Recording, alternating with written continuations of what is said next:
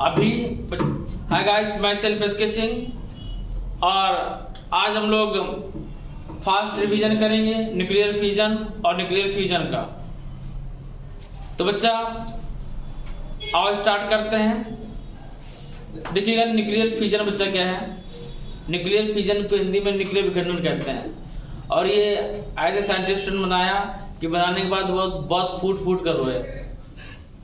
आर्टवान और स्टार्टमैन थे। Nuclear fusion जो हुआ था, न्यूक्लियर फ्यूजन ये जर्मन के साइंटिस्ट थे आर्टवान और स्टार्टमैन। ये जाके अमेरिका में बस गए और अमेरिका में साइंटिस्ट बन गए। अभी न्यूक्लियर फ्यूजन मीन्स ये नाभ के विखंडन बना रहे थे जिससे हमारा परमाणु बम एटम बम बना। ठीक है ना। और उस टाइम उससे पहले ये जो रहने वाले थे जर्मन कहाँ के, जर्मन में 20 प्रोसेस स्टार्ट था और जर्मन वाला कह रहा था, जर्मन उस टाइम बहुत ही स्ट्रांग था। ठीक है ना, हिटलर था, बहुत स्ट्रांग था। उसने कहा अमेरिका का ज्यादा ताकतवर होगा तो अमेरिका को फोड़ देंगे एटम बम। और ये वही काम कर रहे थे कहाँ, अमेरिका में। और उसी बीच में जब सेकेंड वर्ल्ड वॉर चल रहा था, इन्होंने बना के तैयार कर दिया पगलों ने। जब बना के तैयार कर दिया अमेरिका उनके बन गया तो शाबाश बच्चा, और जाके जर्मनी में फोड़ दिया नागासाकी और हिरोशिमा पे। तो ये फूट के रोए। इन्होंने ये धरने बैठ गए कि अब इसके बाद कहीं थोड़ा नहीं जाएगा, कोई बनाएगा नहीं, हम इसको वापस लेते हैं। चूतिया साले पहले बना दिया, बाद में कहते हैं हम वापस लेते हैं। कहां से वापस लेंगे, ठीक है ना। और दूसरे देश में जाके बनाया जाके भाई पैसा मिला वहां पे, तो वहां जाके वर्क की वहां पे या फिर यहाँ काम करना मिलेगा अमेरिका में। तो ये फूट के बाद में इसी गम के कारण ये दोनों मर गए थे। ठीक है ना, आर्टवान और स्टार्टमैन। अगर ये ना होते तो आज बिजली भी नहीं मिल पाती। भाई देखिए, प्रॉफिट है तो कुछ लॉस भी है। इन्होंने तो बिजली के लिए बनाया था, इलेक्ट्रिक क्रिएट करने के लिए बनाया था, लेकिन हुआ क्या, नागासाकी हिरोशिमा में आज भी लोग वहां पे जो पैदा होते हैं रेडिएशन, लंगड़े लुगड़े पैदा होते हैं रेडिएशन के कारण। ठीक है ना। और यही जो यूक्रेन और रशिया का चल रहा है, तो रशिया इसीलिए नहीं इसमें विस्फोट कर पा रहा है कि अदर कंट्री, जितनी बड़ी कंट्री है सारी इसके अपोजिट हो जाएंगे, क्योंकि रेडिएशन बहुत हानिकारक होता है। उसमें एक बहुत बड़ा धमाका होता है, गड्ढा हो जाता है, ऐसा कुछ नहीं होता है। उसमें जो रेडिएशन निकलती है, गामा रेज निकलती है, वो बहुत हानिकारक है। जिसने जरा सा सूंघा अंदर जाएगा तो खून की उल्टी होगी ब्लड की और वो मर जाएगा। इसमें ये होता है। ठीक है ना। चलिए छोड़िए, हम लोग थोड़ा समझ लेते हैं न्यूक्लियर फ्यूजन के बारे में। इसमें ये हैवी एटम्स का या हैवी न्यूक्लियस का क्या होता है, डिसइंटीग्रेशन होता है टू आर मोड पार्ट। और कब होता है, जब इस पे न्यूट्रॉन की बमबारी कराई जाती है 92U-235 पर इस पे बमबारी कराई 0N1 की। किसी बमबारी कराई 0N1 की। अभी कह रहा था कि हमें बनाना है, क्यों 235 कार्तिक कह रहा था। तो इससे बच्चा फ्यूजन में बेरियम और कैप्टन बनता है। क्या बनता है, बेरियम और कैप्टन बनता है। लेकिन ये नहीं कि पूरा डिसइंटीग्रेटेड हो जाता है, टोटली डिसइंटीग्रेटेड नहीं होता है। ये रिएक्शन काफी समय तक चलता रहता है। सपोज किया आपने कोई भी एक तरबूज लिया बड़ा सा, उसके पीस किया तो भी तरबूज ही होगा जो जिसको पीस किया, फिर उसके टुकड़े टुकड़े होते रहेंगे और बेरियम कैप्टन बनते रहेंगे। मीन्स समझो, जब बमबारी कराई जाएगी तो इसमें बेरियम बनेगा और कैप्टन बनेगा, और इससे 3 न्यूट्रॉन क्रिएट होंगे, 0N1, 0N1, 0N1। और ये कहीं और रिएक्ट नहीं करेंगे, बार इसी को तोड़ेंगे। ठीक है ना। ये यूरेनियम को तोड़ेंगे और ये यूरेनियम को अभी 3 न्यूट्रॉन मिलेंगे। ठीक है ना। और 90U-235, 90U-235, 90U 235 90U 235। अब जब ये ब्रेक होंगे तो ये फिर 3 न्यूट्रॉन क्रिएट करेंगे, नए neutron 0n1 0n1 0n1 0n1 0n1 0n1। Character uranium आएगा कहां से? यूरेनियम वही है, एक यूरेनियम का टुकड़ा है, ब्रेक हो गया, जो बना वो 3 यूरेनियम डिवाइड हुआ, वो 3 भाई यूरेनियम एक ही रहेगा ये। अब इसने एक बमबारी की, ब्रेक में इलेक्ट्रॉन निकल गया, यूरेनियम का कुछ पार्ट टूटा, पूरा थोड़ी ब्रेक होगा। जब तरबूज को ब्रेक किया तो उस तरबूज की सीड्स निकल के बाहर हो गए, तो क्या तरबूज के 2 पार्ट में ब्रेक किया खत्म थोड़ी ना हुआ, उसको और ब्रेक करेंगे, तो ब्रेक करते जाएंगे और उसके जब तक बहुत सारे ब्रेक होंगे उसमें, ठीक है ना, तो वो बहुत टाइम तक चलता रहेगा। लेकिन जब पहले ब्रेक होगा फर्स्ट पार्ट में तो उसमें बहुत सारे सीड्स निकलेंगे, ऐसे में बहुत सारे एनर्जी निकलेगी, इसके बाद एनर्जी धीरे धीरे कम होगी, उसमें सालों लग जाती है एनर्जी कम होने में। बात समझ में आई? तो इसे बोलते हैं न्यूक्लियर फ्यूजन। बात समझ में बच्चा? अब न्यूक्लियर फ्यूजन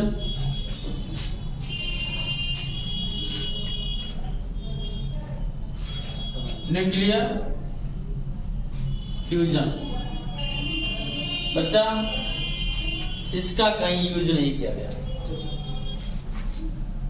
इसका यूज नहीं किया गया, इसको केवल साइंटिस्टों ने बनाया है और फ्यूजन का कहीं यूज नहीं किया गया। इसमें होता क्या है, इसमें हाइड्रोजन के स्मॉल पार्टिकल ऐड होते रहते हैं और एक नया पार्टिकल बनाते हैं जिसे हैवी न्यूक्लियर कहते हैं। क्या कहते हैं? Heavy nuclear. अब हाइड्रोजन मिलेगा तो क्या बनाएगा? कितना बड़ा होगा? 1s1 है, 1s1 मिलेगा तो 1s2 बनाएगा। देखिए हाइड्रोजन है 1s1 प्लस 1s1 मिक्स हुआ तो क्या बनाया? 1s2 ड्यूटेरियम और बचा क्या? Plus 1 beta. बीटा जब एक गलता है तो एटॉमिक मास में एक की क्या होती है? डिक्रीजिंग होती है। एटॉमिक मास में कोई इफेक्ट नहीं पड़ता है, एटॉमिक नंबर में इंक्रीजिंग होती है। तो बीटा बना, क्या बन निकलेगा? बीटा और plus lot of energy, lot of energy. अब 1s2 प्लस 1s2 मिलेगा तो क्या बनेगा? 2He4। इसी को अल्फा पार्टिकल भी कहते हैं और प्लस लॉट ऑफ एनर्जी। ये साइंटिस्ट थिंक किया है कि सन को भी एनर्जी इसी रिएक्शन के द्वारा मिलती है। सन के आसपास बहुत हाइड्रोजन के एटम है, वो मिलते रहते हैं और हीलियम न्यूक्लियस बनाते हैं। सन को भी एनर्जी न्यूक्लियर फ्यूजन से मिलती है। किससे मिलती है? न्यूक्लियर फ्यूजन से। नाम की है सलनेस। इस चैप्टर में जो कुछ भी जैसा भी इंपॉर्टेंट है वो इससे एक तो न्यूमेरिकल आता है, हमने पहले ही बताया था, और सेकेंड है जो मोस्ट इंपॉर्टेंट है न्यूक्लियर रिएक्टर और एटॉमिक फर्नेस, नाप की भट्टी। न्यूक्लियर रिएक्टर और एटॉमिक फर्नेस कहो तो लिखवा दें, नहीं तो आगे बढ़ जाए। लिखवा दें, लिखा हुआ है? नहीं लिखवाया तो न्यूक्लियर फर्नेस के बारे में आज बता दे रहे हैं। मोस्ट इंपॉर्टेंट है, इसमें आएगा तो यही आएगा, यही होता है। नींद आ रही है उसको, अभी डंडा मारते हैं, सही हो जाएगा बच्चा, बंद करने का। अब हम लोग, आप ध्यान सुनिएगा, बोल दे रहे हैं, बहुत इंपॉर्टेंट है। न्यूक्लियर रिएक्टर और एटॉमिक फाइल बोलेंगे या फर्नेस, ठीक है ना। हिंदी में बोलते हैं नाभिकीय रिएक्टर अथवा परमाणु भट्टी। देखिए बच्चा, nuclear reactor is a device nuclear reactor या device based on controlled chain reaction, based on controlled chain reaction of nuclear fusion, of nuclear fusion in which the energy released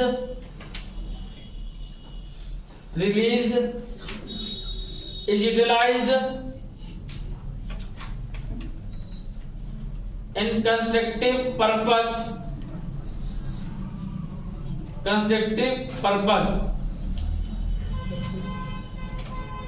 नाभ के रिएक्टर, लिखिए बच्चा, नाभ के रिएक्टर नाभ के विखंडन की,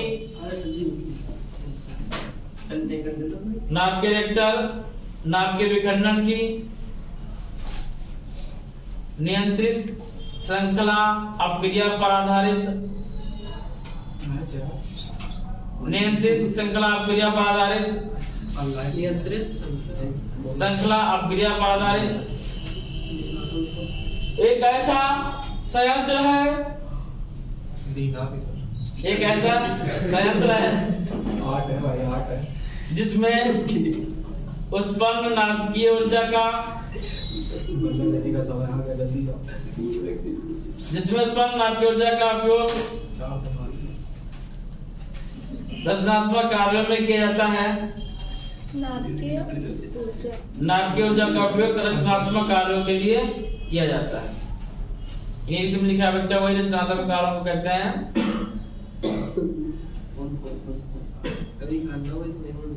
utilise इन constructive purpose, मतलब बनाने में, क्या लोगों को बनाने में, लोगों की सुविधा के लिए किया जाता है। इसको हम लोग क्या कर सकते हैं, कंट्रोल कर सकते हैं। इसे बच्चा बंकर बनाए जाते हैं, क्या बनाए जाते हैं, बंकर बनाए जाते हैं, क्या बनाए जाते हैं, बंकर। और बंकर के अंदर वर्क करता है, समझेगा, इस टाइप का एक बंकर बनाया जाएगा न्यूक्लियर फ्यूजन में।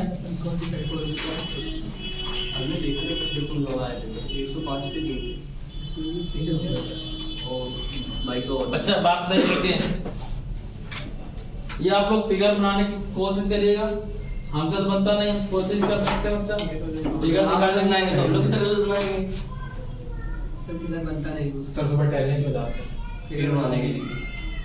अभी तो बनता नहीं, बनाइए फिगर, जीरो फिगर, उसमें 2 जीरो बढ़ा के 1 घंटा बना दो। न्यूक्लियर रिएक्टर का ये है, इसे हम लोग फर्नेस बोलेंगे, भट्टी।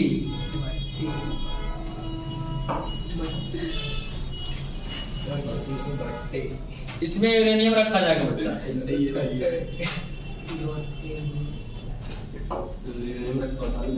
बनाइए स्पीड से बच्चा, बिना बात के बन गया था।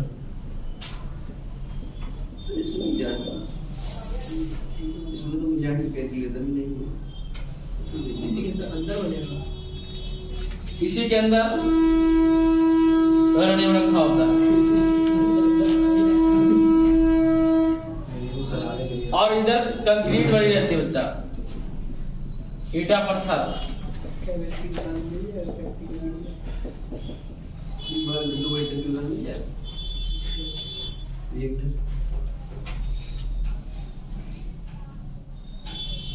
पाइप है,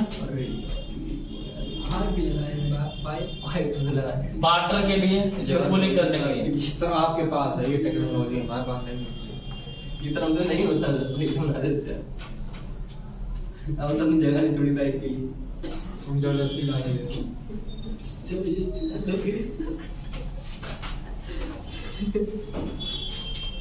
देखिए ये फिगर हम इतने बनाएंगे और बाद आके दिखा देंगे, आप लोग बना लेना।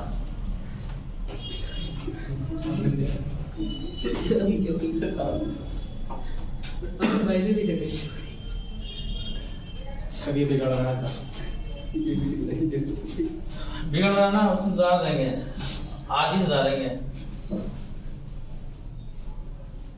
ये सब क्या नहीं बनाने को आकर कोई इतना नहीं है। देखो अभी हम दिखा रहे हैं, इसका फिगर इस टाइप से आएगा। मतलब सही नहीं बनाई है सही बनना है। तो फिर क्यों दिखा रहा है किस टाइप का है? देखो इतना बड़ा फिगर बनेगा, ये फिगर है, और बहुत बड़ा है सर। ठीक है, इसमें दिखाई दे रहा है पूरा कंप्लीट। ये देखा आप, वीडियो चालू करी है ना, वीडियो चालू है ना? हाँ चालू है बच्चा, ठीक है ना? आया पूरा, आ गया ना? हाँ सर। इसको बनाना है ऐसे ही, सर फोटो खींच लेंगे अभी। ठीक, आप ध्यान दीजिएगा। चलिए अब इसका फर्स्ट पॉइंट लिखिएगा फ्यूल। इसमें किस ईंधन की जरूरत पड़ती है? हिंदी में बोलेंगे ईंधन, इंग्लिश में बोलेंगे फ्यूल। तो बच्चा हमने कहानी सुनाई थी प्रेजेंटर पे इंदिरा गांधी वाली, इंदिरा गांधी से, ठीक है ना? इंदिरा गांधी ने चालाकी करी थी, मीन्स उन्होंने चाहा था कि हम भी एटम बम बनाए पहले, लेकिन उन्होंने ईंधन वाला यूज कर लिया, यूरेनियम। तो फ्यूल लिखिएगा, फ्यूल में इंग्लिश में बच्चा द फैशनेबल FISSIONABLE फिजन है ना, तो फिजनेबल substance used in the reactor is known as fuel। बच्चा मीन्स जो इसमें यूज किया जाता है ईंधन के रूप में, उसे क्या बोलते हैं? Fuel. It is the most important part of the reactor. बच्चा इसके बिना कुछ होना ही नहीं है, तो इम्पॉर्टेंट पार्ट तो हो गई। It is most important part of the reactor. देखिएगा यूरेनियम 235, इसमें जो फ्यूल कौन सा रहेगा?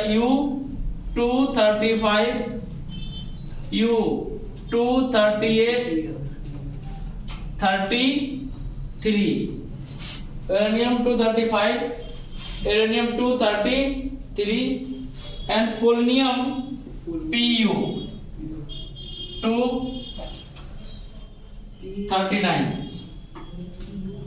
ये यूज किया जाता है। ये न्यूक्लियर रिएक्टर में यूज करते हैं ये फ्यूल, ठीक है ना?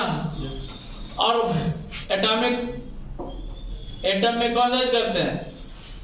238 वाला। 238 अमेरिका ने इंडिया को यही दिया था जब रिएक्टर लगवाया था। कहाँ पे? गांधीनगर, गुजरात में, नरवरा।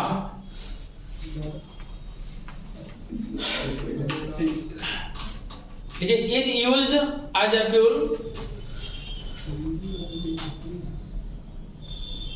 The chamber in which fuel is kept as is known as active core or reactor core। जहां यूरेनियम रखा जाता है, फ्यूल रखा जाता है, उसे क्या बोलते हैं? रिएक्टर कोर और एक्टिव कोर। क्या बोल देंगे? एक्टिव कोर, ठीक है ना? और इसमें ईंधन क्या लिया जाता है? ईंधन लिख दिया इसमें। और ये इसमें जहां भी रखा जाता है इसको बोलते हैं रिएक्टिव कोर। क्या बोलेंगे? Reactive core. बात समझ में? हिंदी वाले लिख लो बच्चा, बंद कर दो बेटा। नेक्स्ट है जो हमारा पॉइंट फ्यूल के बाद में मॉडरेटर था बच्चा। अब इसमें शॉर्टकट में देखो मॉडरेटर क्या होता है। मॉडरेटर वो सब्सटेंस होता है जो इसमें जब यूरेनियम पर न्यूट्रॉन बमबारी कराई जाती है तो इससे मोर न्यूट्रॉन निकलते हैं। फर्स्ट में 3, फिर 3 से 9, फिर 9 से 27। तो न्यूट्रॉनों को वो क्या करता है?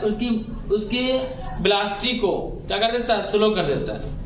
ये न्यूट्रॉन की ब्लास्टी को स्लो करता है या स्पीड को स्लो करता है न्यूट्रॉन की।